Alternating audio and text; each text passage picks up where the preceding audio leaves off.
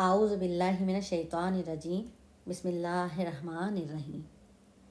آج میں انشاءاللہ اللہ پاک کا صفاتی نام رب کی تعریف بیان کروں گی، رب کے معنی بتاؤں گی اور اس کی جمع بتاؤں گی۔ اس سے پہلے میں اپنے اللہ پاک سے معافی چاہتی ہوں کہ پڑھنے میں، بتانے میں، نا سمجھی میں کوئی غلطی ہو جائے تو میں اپنے رب سے معافی چاہتی ہوں۔ بے شک وہ معاف کرنے والا بڑا غفور الرحیم ہے، بے شک بے شک۔ اپنی سمجھ کے حساب سے تھوڑی کوشش کر رہی ہوں۔ کوشش کرنا ہمارا کام ہے، قبول کرنا اور معاف کرنا اللہ کا کام ہے، بے شک بے شک۔ رب میں 2 حروف آتے ہیں، رے بے، اور انگلش میں اگر لکھیں تو 3 الفابیٹ آتے ہیں، اس میں 3 RAB، رب۔ رب کی جمع کیا ہے؟ ارباب۔ اور ارباب کے کتنے حصے ہیں، کتنے پارٹ ہیں؟ 4۔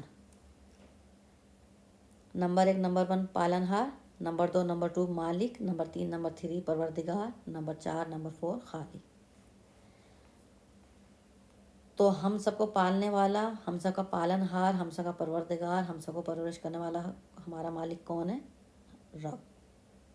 رب کے معنی مالک، مالک کے معنی وسیع۔ دنیا کتنی وسیع ہے؟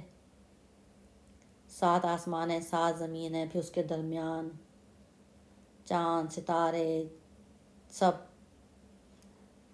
اس کی کتنی بڑی مخلوق ہے، چرین پرین، سمندر، پہاڑ، پہاڑوں میں جانور بھی ہوتے ہیں، زمینوں کے اندر تہہ کے، اس کے زمین کی تہہ میں جانور ہوتے ہیں، کیڑے مکوڑے ہوتے ہیں، سب کو پال رہا ہے۔ سمندر کتنا گہرا ہوتا ہے، پوری دنیا میں کتنے بڑے سمندر ہیں، کتنے بڑے بڑے سمندر ہیں، کتنے سمندر ہیں، اور سمندر کی گہرائی کتنی ہے، کتنا وسیع ہوتا ہے سمندر، اس سے اندازہ لگا لیں۔ سمندر کو ہی لے لیں کہ کتنا وسیع ہوتا ہے سمندر، اس کی گہرائی کو لے لیں، اس کی گہرائی میں جانور ہوتے ہیں، پتھر میں کیڑے ہوتے ہیں، پتھر میں کیڑے کو پال رہا ہے، وہ اس کو رزق پہنچاتا ہے، وہ سبحان اللہ سبحان اللہ۔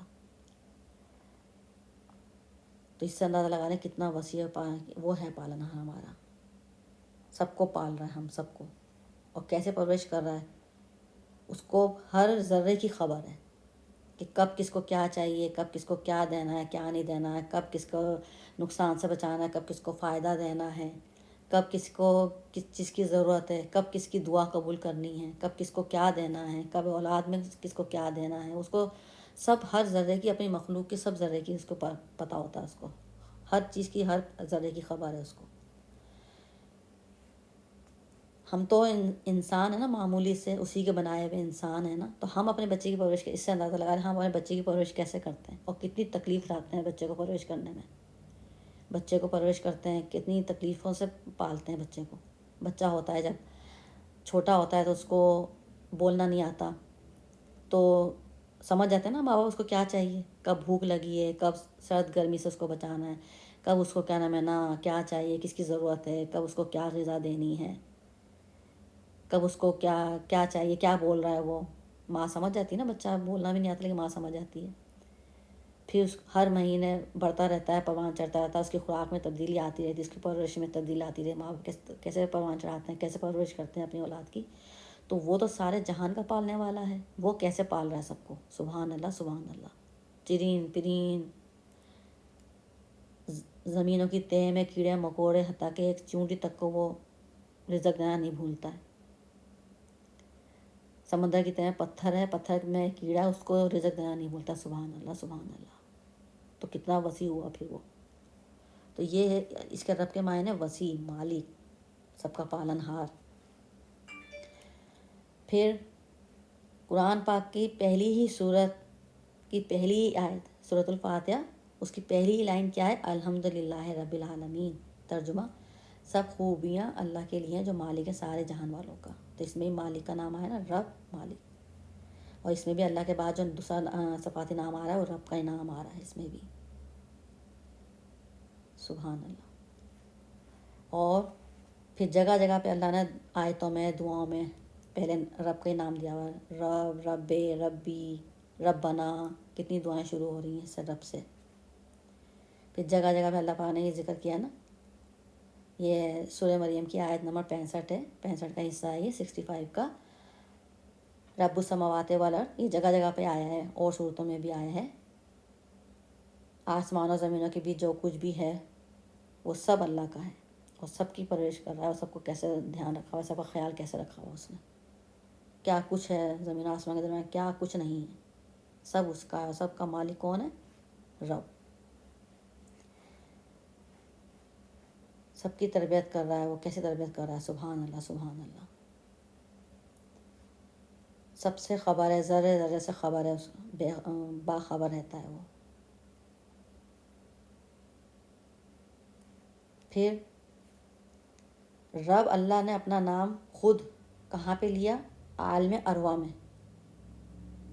عالم ارواح میں سب سے پہلے روحیں جمع ہوئی تھیں نا، سب سے پہلے روحیں کہاں رہتی تھیں شروع میں؟ پہلے کتنے عرصے وہ وہیں عالم ارواح میں روحیں رہی ہیں نا، دنیا میں تو بعد میں بھیجا ہے نا اللہ پاک نے۔ تو عالم ارواح میں روحوں سے اللہ پاک نے سوال کیا تھا، اللہ پاک نے سوال کیا تھا الستو بربکم، ترجمہ کیا میں تمہارا رب نہیں؟ تو روحوں نے جواب دیا تھا قالوا بلا، کیوں نہیں، یا اللہ تو ہی ہمارا رب ہے، ہم اعتراف کرتے ہیں کہ تو ہی ہمارا رب ہے۔ تو اللہ پاک نے روحوں سے اعتراف لیا تھا، روحوں سے عہد لیا تھا۔ کیوں لیا تھا؟ کیونکہ اللہ کو پتہ تھا کہ دنیا میں روحیں جب جائیں گی، انسانوں میں روحیں ڈال کے جب بھیجوں گا تو یہ وہاں پہ اپنے اپنے معبود، اپنے اپنے خدا بنا لیں گے، اس کو تو سب پتہ تھا، وہ تو ذرے ذرے کی خبر ہے اس کو۔ تو اس لیے اس نے نا روحوں سے عہد لے لیا تھا۔ تو روحوں سے اس نے اس لیے عہد لیا تھا کہ دنیا میں بھی روحیں آئیں گی، پھر مرنے کے بعد بھی روحیں پہلے عالم برزخ میں روحیں پہنچیں گی، پھر روحوں سے سوال جواب ہوئیں گے۔ پھر اللہ پاک پوچھے گا روحوں سے کیا میں نے تم سے عہد نہیں لیا تھا؟ پھر تم نے کہا کہ لیے دنیا میں جا کے اپنے معبود، اپنے خدا بنا لیے۔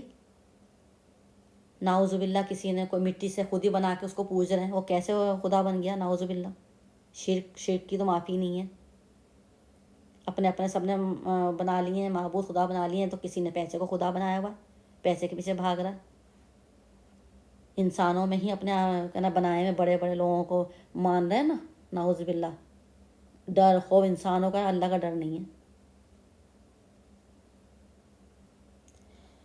اللہ رحم کرے۔ تو اللہ ہدایت دے۔ اور یہ ہے کہ اللہ پاک روحوں سے پوچھے گا کہ میں نے تم لوگوں سے عہد لیا تھا نا، کہ تم لوگوں نے کیا کہا جا کے، تو روحیں وہاں پہ روحوں سے جواب لے گا اللہ پاک۔ اس لیے اللہ پاک نے روحوں سے سوال کیا تھا کہ روحوں سے جواب لے گا وہ۔ تو یہ رب کے معنی، رب کتنا میٹھا ہے۔ اللہ جو ہے وہ جلالی نام ہے، اور رب جو ہے وہ کتنا میٹھا نام ہے، اس لیے اللہ کے ساتھ اور نام لیے جاتے ہیں نا ملا کے۔ رب میں کتنی گہرائی ہے، کتنا سکون ہے، کتنا ٹھنڈا، کتنا پیارا کہنے میں لگتا ہے رب، سکون، گہرائی، ٹھنڈا، میٹھا لگتا ہے۔ تو یہ ہے، یہ میں نے سمجھ کے ساتھ تھوڑا بہت میں نے بتانے کی کوشش کری ہے، پھر بھی میں اس کا حق تو نہیں ادا کر سکی، اور نہ ہم حق نہیں ادا کر سکتے، ہم کوشش کر سکتے ہیں۔ تو اللہ پاک بس قبول فرمائے، اور کوئی غلطی ہو گئی ہو تو اللہ پاک معاف فرمائے۔ آمین، اللہم آمین۔ الحمد للہ رب العالمین، والحمد للہ رب العالمین، برحمتک یا ارحم الراحمین۔